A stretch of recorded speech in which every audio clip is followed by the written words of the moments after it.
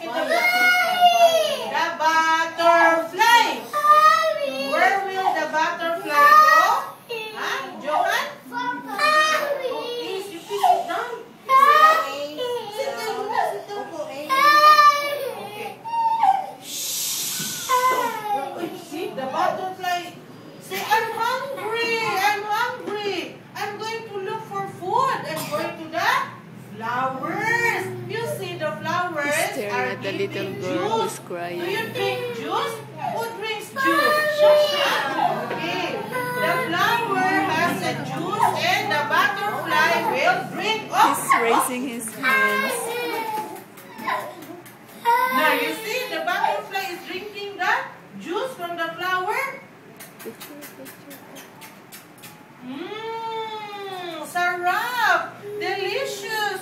Juice from the flower. So they keep on flying. Fly, fly, fly like a butterfly. Fly, fly, fly like a butterfly. Drink juice. Delicious! Delicious! Okay, so we have flowers. Okay, flowers are He's plants. smiling. I And think they he's are enjoying very now. Beautiful. First, when we entered the Look, door, it's color white. he was so shy. He don't wanna The join. He pink just hugged butterfly me. will go to the white rose. But after 5 minutes, I'm going to drink the juice. when they gave him a chair, he just sat down. You want to and drink the ate. juice from the flower and yes.